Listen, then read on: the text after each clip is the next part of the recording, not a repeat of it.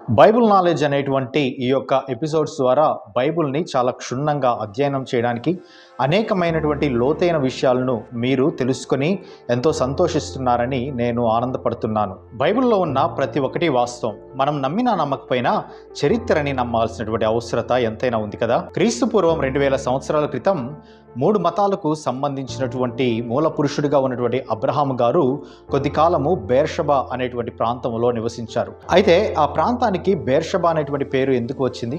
ప్రస్తుతం బేర్షబా అనేటువంటి ప్రాంతం ఎక్కడ ఉంది? ఈ ప్రాంతం దేనికి ప్రసిద్ధి? ఈ ప్రాంతం బైబిల్లో ఎందుకు అంత ప్రాముఖ్యతని సంతరించుకుంది? ఈ అంశాలని ఈరోజు మనం చూడబోతూ ఉన్నాం. అయితే బేర్షబా అనేటువంటి ప్రాంతము గెరారు అనేటువంటి ప్రాంతంలో ఉంది. అంటే ప్రస్తుతం దక్షిణ ఇజ్రాయెల్ దేశంలో ఉన్నటువంటి ప్రాంతమే బేర్షబా ప్రాంతం.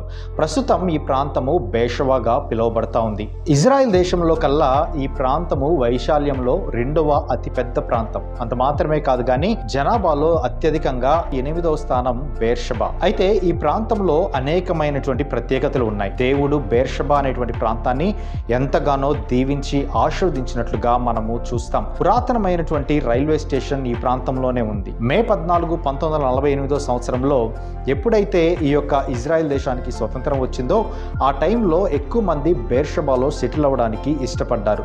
బేర్షబా అనేటువంటి ప్రాంతము చెస్ క్రీడకి ఎంతో ప్రసిద్ధి. అందుకనే ప్రపంచంలో ఉన్నటువంటి ఎక్కువగా చెస్ ఆడేటువంటి క్రీడాకారులు ఈ ప్రాంతంలోనే నివసిస్తూ ఉంటారు. దేవుడు బేర్షబా అనేటువంటి ప్రాంతాన్ని ఎంతగా ఆశీర్వదించాడు అంటే ఎక్కువగా పరిశ్రమలు ఉన్నటువంటి ప్రాంతము కూడా ఈ ప్రాంతమే. అంటే ఎక్కువగా డబ్బు ఉన్నటువంటి వారు కూడా నివసించేటువంటి ప్రాంతము ఈ బేర్షబా అని పిలువబడేటువంటి ఈ ప్రాంతం.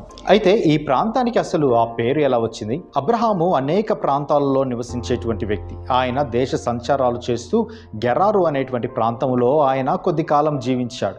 అక్కడ అబీమెలెకు అనేటువంటి ఒక ఆయన రాజుగా ఉన్నాడు. అయితే అబీమెలెకుకు అర్థమైపోయింది అబ్రహాము ఎంతో ఆశీర్వదింపబడినటువంటి వ్యక్తి అని. దేవుడు అతనికి తోడై ఉన్నాడని, ఏ విషయంలో అయితే ప్రార్థన చేస్తాడో ఆ విషయంలో దేవుడు స్పష్టంగా అబ్రహాముకు సమాధానం ఇస్తున్నాడు అనేటువంటి విషయము అబీమెలెకుకు అర్థమైపోయి అబీమెలెకు భయపడిపోయినటువంటి అబీమెలెకు మమ్మల్ని ఏదైనా చేస్తాడు ఏమో అనేటువంటి ఒక కంగారు ఆయన హృదయంలో మొదలైంది. అలా కంగారు పడుతున్నటువంటి అబీమెలెకు అబ్రహాము దగ్గరికి వెళ్ళి చెప్పాడు, నాకు ఒక ప్రమాణం చేయాలి. ఈ ప్రాంతంలో నన్ను ఏమీ చేయరు. నాతో ఉన్నటువంటి సైన్యాధిపతులు కానీ నాతో ఉన్నటువంటి వారిని ఎవరిని కూడా నేను ఇబ్బంది పెట్టను అనేటువంటి విషయాల్ని మీరు నాకు ప్రమాణం చేయండి అని అబ్రహామును అడిగాడు. అయితే అబ్రహాము వాటికి సమ్మతిస్తూనే నేను అనేకమైనటువంటి బావులను త్రవ్వించాను, అవన్నీ కూడా నీ సైనికులు నీ దగ్గర ఉన్నటువంటి పనివారు వాటిని తీసుకున్నారు అనేటువంటి మాటని ఆయన బదులు పలుకుతాడు. ఆ మాటను విన్నటువంటి అబీమెలెకు ఆ విషయం నాకైతే అసలు తెలియదు అని చెప్తాడు. అయితే అబ్రహాము దేవుడి యందు భయభక్తులు కలిగినటువంటి వ్యక్తిగా నేను ఎటువంటి హాని చేయను అనేటువంటి విషయాన్ని ఆయన ప్రమాణపూర్వకంగా తెలియజేస్తూ అక్కడ అబీమెలెకుకు గొర్రెలను గొడ్లను బహుమతిగా ఇస్తాడు. గొర్రెలను గొడ్లను బహుమతిగా ఇచ్చి వారిద్దరి మధ్య ఒక నిబంధనని, వారిద్దరి మధ్య ఒక ప్రమాణాన్ని ఉంచుకున్నట్లుగా మనం చూస్తాం. ఆ ప్రమాణము చేయబడినటువంటి ప్రాంతమే బేర్షబాగా పిలువబడుతుంది. అవును, బేర్షబా అనేటువంటి ప్రాంతంలో 7 బావులను ఆనాడు అబ్రహాము త్రవ్వించాడు. తర్వాత అదే ప్రాంతంలో కొద్ది కాలం ఇస్సాకు జీవించాడు. అదే ప్రాంతంలో యాకోబు కూడా జీవించినట్లుగా ఆదికాండములో ఎంతో స్పష్టమైనటువంటి రుజువులు మనకి కనబడతా ఉన్నాయి. అయితే ప్రస్తుతం ఇప్పటికీ కూడా ఆ ప్రాంతంలో 4 బావులు ఉన్నట్లుగా పురావస్తు శాఖ వాళ్ళు వాటిని గుర్తించినట్లుగా మనం చూస్తాం. ఆ విధంగా వాళ్ళు ప్రమాణము చేయడం వలన నేటికి కూడా అది ప్రమాణపు బావిగా లేకపోతే సాక్షార్థమైనటువంటి బావిగా పేరు తెచ్చుకుంది. నేటికి కూడా అనేక మంది బేర్షబా అనేటువంటి చర్చిల్ని నామకరణం చేసుకుంటారు. అంటే దేవుడు ఇక్కడ తోడై ఉన్నాడు అనేటువంటి పదం ఒక రకంగా చూసినట్లయితే ఇంకో రకంగా దేవుడు ప్రమాణము చేసినటువంటి ప్రాంతము అని కూడా దీనికి అర్థం వస్తుంది. అందుకే బేర్షబా అనేటువంటి పదము అనేక ప్రాంతాలలో ఎంతో ప్రాచుర్యంలోనికి వచ్చింది అని మనకి స్పష్టంగా అర్థమవుతుంది కదా.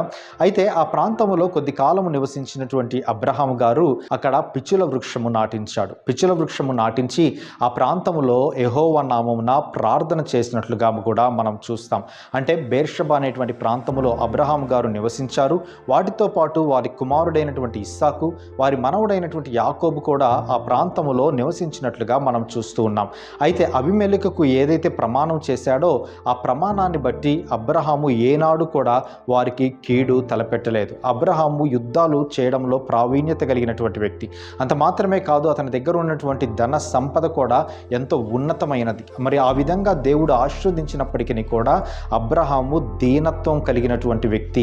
తన శత్రువులు ఎవరైనా హాని చేసినా కూడా వారిని క్షమించేటువంటి నైజం కలిగినటువంటి వ్యక్తి. ఆ విధంగా దేవుడి యొక్క ఆశీర్వాదం పొందడం మాత్రమే కాదు, ఆయన ఆశీర్వాదం పొంది కూడా ఆశీర్వాదానికి తగినటువంటి దీన స్వభావాన్ని ఆయన కలిగి ఉండడంలో ఎక్కడ రాజీ పడలేదు అని ఈ యొక్క ఇన్సిడెంట్ మనకి క్లియర్గా తెలియజేస్తుంది కదా. అందుకే అబ్రహాం గారు ఆ ప్రాంతంలో ప్రార్థన చేస్తూ చెప్పినటువంటి మాట, నిత్యుడైనటువంటి దేవుడు నాకు తోడుగా ఉన్నాడు. ఎల్వోహిం అని పిలువబడినటువంటి పేరును దేవుడికి పెట్టి, దేవుణ్ణి నిత్యుడగు దేవుడు, నేను ఎక్కడికి వెళ్ళినా కూడా నాకు తోడుగా నివసించేటువంటి నా దేవుడు నాతో ఉన్నాడు అని అబ్రహాము దేవునికి కృతజ్ఞతలు స్తుతులు తెలియజేసినట్లుగా మనం చూస్తాం. అయితే ఈరోజు ప్రాముఖ్యంగా అబ్రహాము జీవితంలో మనం నేర్చుకోవాల్సినటువంటి 2 విషయాలు. మొట్టమొదటిగా దేవుని యందు భయభక్తులు కలిగినటువంటి జీవితం జీవించాలి. అంత మాత్రమే కాదు కానీ ఎవరైనా శత్రువులు మన ఎడల అపకారం చేసినా కూడా వారికి ఉపకారము చేసేటువంటి వ్యక్తులుగా, వారి క్షేమము కోరేటువంటి వ్యక్తులముగా, దేవుని బిడ్డలముగా మనం ఉండాల్సినటువంటి అవసరత ఉంది. వాటితో పాటు మనం అన్ని విషయాల్లో దేవునికి కృతజ్ఞతాస్తుతులు చెల్లిస్తూ దేవుడిచ్చినటువంటి ప్రతి ఈవిని బట్టి కూడా ఎల్లవేళలా దేవుని నామమున ప్రార్థన చేయడం అనేటువంటిది మనము మరవకుండా ప్రభువు నామమున ప్రార్థించి కావలసినటువంటి మేలులను ఆశీర్వాదములను మనం పొందుకోవాల్సినటువంటి అవసరత ఉంది. కాబట్టి అబ్రహాం వలె మనం కూడా విశ్వాసంలో ప్రతిదినము ఎదగడానికి ప్రయత్నం చేద్దామా? మరి నెక్స్ట్ ఎపిసోడ్లో ఇస్సాకును అబ్రహాము ఏ విధంగా బలి ఇవ్వడానికి వెళ్ళాడు, అక్కడ జరిగినటువంటి ఇన్సిడెంట్ ఏంటి? అసలు కొంచెమంది చెప్తా ఉన్నారు దేవుడు కోరుకుంది ఇస్సాకునా లేకపోతే ఇష్మాయిల్నే? అబ్రహాము బలికి తీసుకెళ్ళినటువంటి వ్యక్తి ఎవరు? దీని మీద చాలా కన్ఫ్యూజన్స్ ఉన్నాయి. వాటిని మనం నెక్స్ట్ ఎపిసోడ్లో చాలా క్లియర్గా చూడబోతా ఉన్నాం. ఇంకా ఈ యొక్క ఛానల్ని సబ్స్క్రైబ్ చేసుకున్నటువంటి వారు ఉంటే సబ్స్క్రైబ్ చేసుకోండి. దేవుడి యొక్క దీవెనలు ఆశీర్వాదాలు మీకును మీ కుటుంబమునకు ఉండునుగాక. Thank you very much. God bless you.